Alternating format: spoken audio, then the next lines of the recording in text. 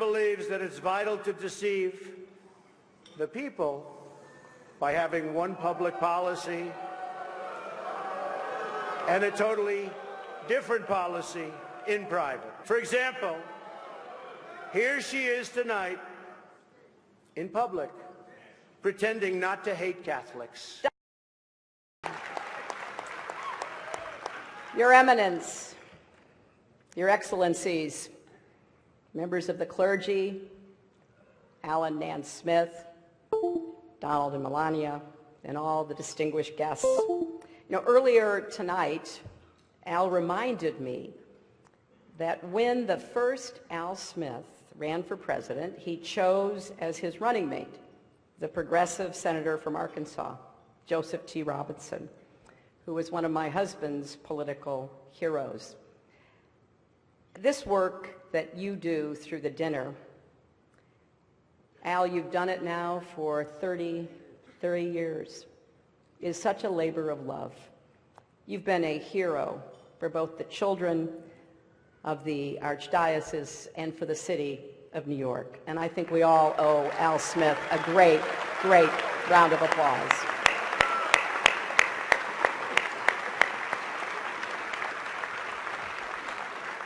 This is such a special event that I took a break from my rigorous nap schedule to be here.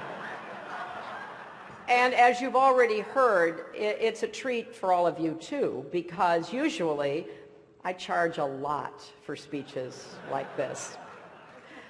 But for me, it was kind of ironic thinking about a fiery populist, Al Smith. If he were here today and saw how much money we've raised for needy children, he'd be very proud.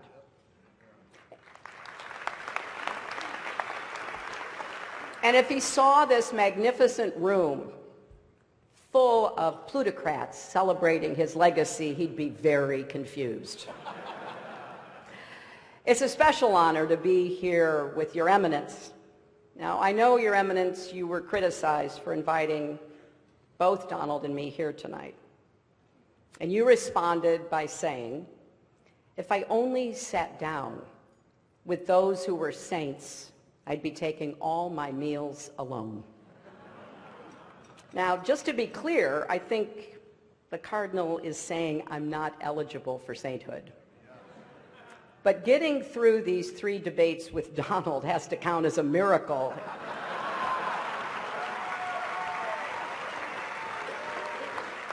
So I guess I'm up against the highest, hardest stained glass ceiling. But Your Eminence, you do deserve great credit for bringing together 2 people who've been at each other's throats. Mortal enemies, bitter foes. I've got to ask, how did you get the governor and mayor here together tonight?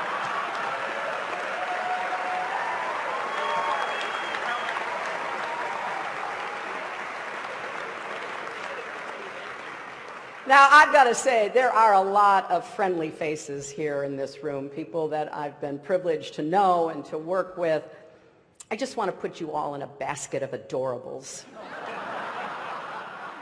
And you look so good in your tuxes, or as I refer to them, formal pantsuits. And, you know, because this is a friendly dinner for such a great cause, Donald, if at any time you don't like what I'm saying, feel free to stand up and shout wrong while I'm talking. You know, come to think of it, it's amazing I'm up here after Donald. I didn't think he'd be okay with a peaceful transition of power.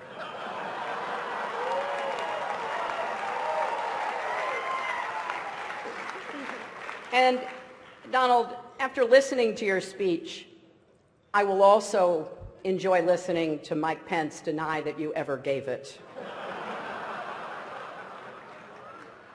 You know, I've had the privilege of being at the Al Smith dinners in years past, and I always enjoy it.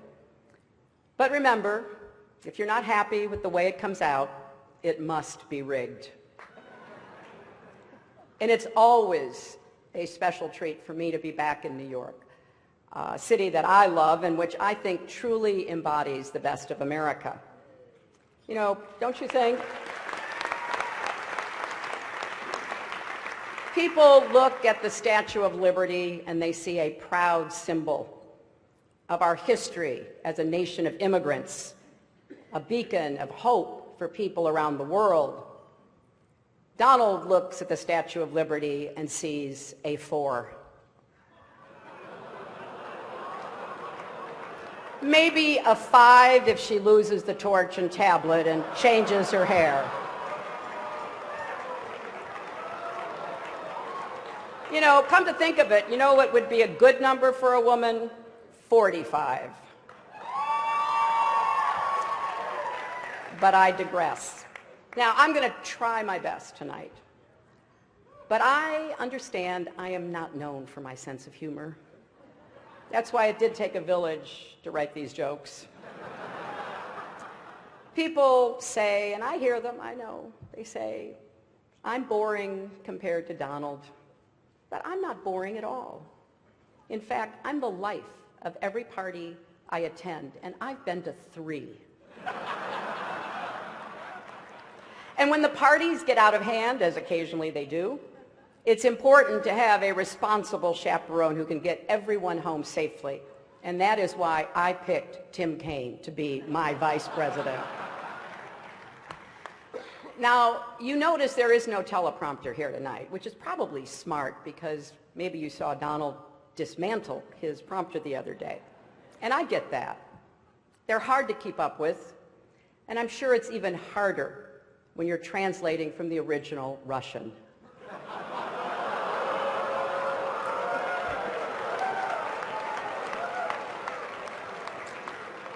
But every year, this dinner brings together a collection of sensible, committed, mainstream Republicans, or as we now like to call them, Hillary supporters.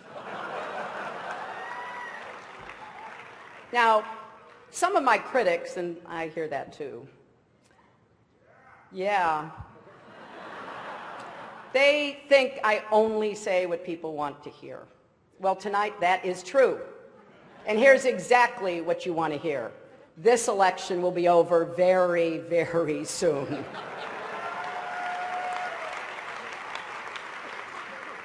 And look at this dais. We got Charlie Rose and Maria Bartiromo and Chris Matthews and Gayle King and Norah O'Donnell and Katie Couric. This counts as a press conference, right? It is great also to see Mayor Bloomberg here.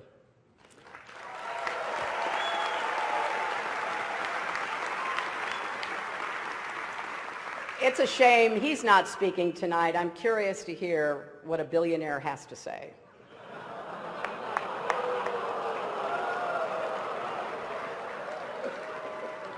And look else at the dais. We've got the Honorable Chuck Schumer, the Honorable Andrew Cuomo, the Honorable Mike Bloomberg, the Honorable Bill de Blasio, the Honorable David Dinkins, and so many other wonderful elected officials. And we have Rudy Giuliani. Now, many don't know this, but Rudy actually got his start as a prosecutor, going after wealthy New Yorkers who avoided paying taxes. But as the saying goes, if you can't beat him, go on Fox News and call him a genius. So as I've said, we've now had our third and thankfully final debate. Sharing a stage with Donald Trump is like, well, nothing really comes to mind. There is nothing like sharing a stage with Donald Trump. Donald wanted me drug tested before last night's debate. And look, I got to tell you, I am so flattered that Donald thought I used some sort of performance enhancer. Now, actually, I did. It's called preparation.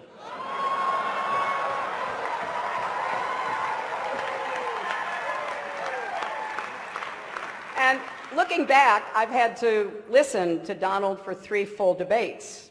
and he says, "I don't have any stamina." That is 4.5 hours. I have now stood next to Donald Trump longer than any of his campaign managers. Now look, I have deep respect for people like Kellyanne Conway.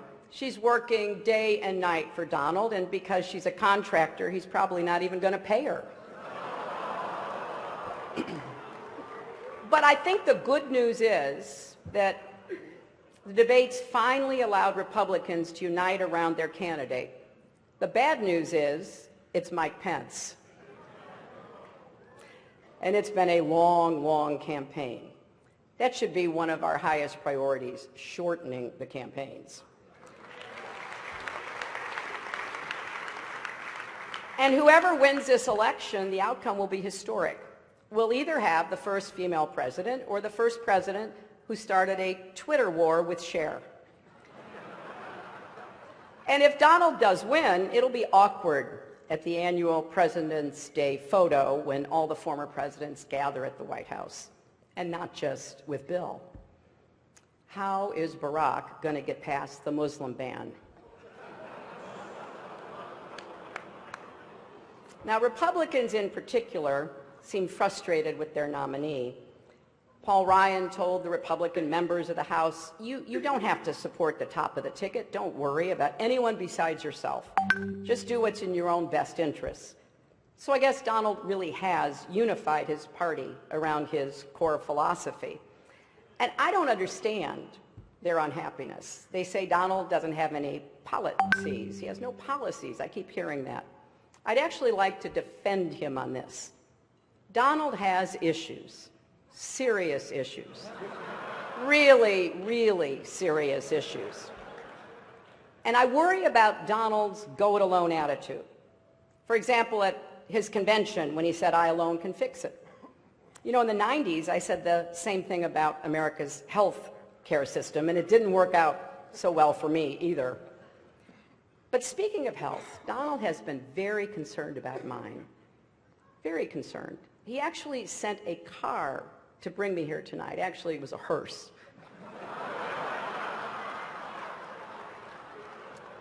But I kind of want to just put the information out there so everybody can draw their own conclusions and you can judge our relative health. We've each released our medical records. My blood pressure is 100/70. His is unbelievably great. My cholesterol is 189. His is presidential. My heart rate is 72 beats per minute. His is the most beats ever or the least beats ever, whichever sounds best. But Donald really is as healthy as a horse. You know, the one Vladimir Putin rides around on.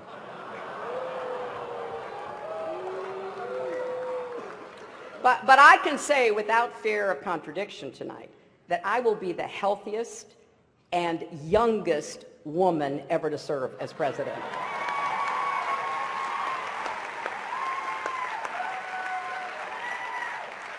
But this has really been a strange campaign. You saw it last night. You saw it again tonight. Donald has attacked me for a life in public service, and I didn't get that at first. I kind of get it now. As he told Howard Stern, he doesn't like it when women have been around for more than 35 years. But Donald, we have so much more in common than actually you may realize.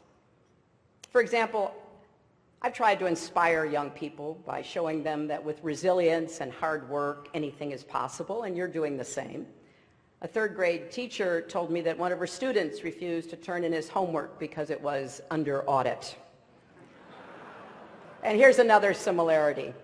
The Republican National Committee isn't spending a dime to help either one of us. So tonight, let's embrace the spirit of the evening. Let's come together, remember what unites us, and just rip on Ted Cruz.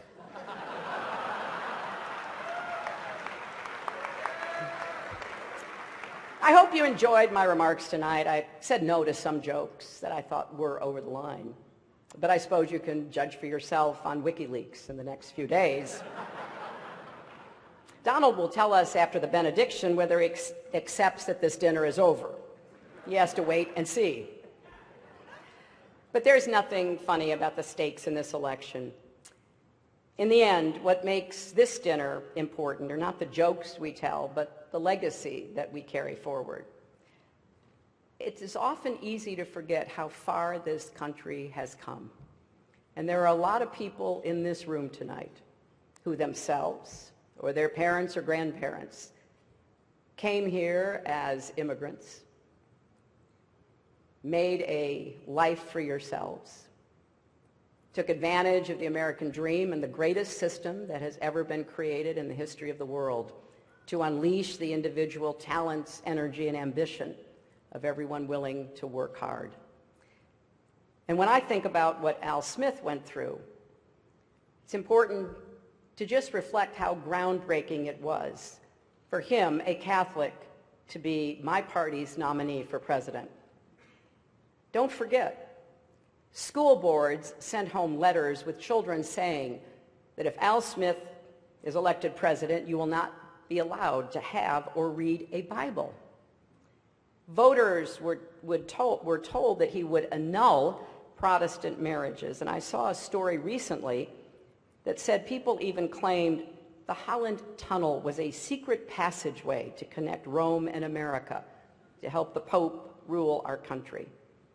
Those appeals to fear and division, can cause us to treat each other as the other. Rhetoric like that makes it harder for us to see each other, to respect each other, to listen to each other, and certainly a lot harder to love our neighbor as ourselves. I believe how we treat others is the highest expression of faith and of service. Now, I'm not Catholic, I'm a Methodist, but one of the things that we share is the belief that in order to achieve salvation, we need both faith and good works. And you certainly don't need to be Catholic to be inspired by the humility and heart of the Holy Father, Pope Francis, or to embrace his message.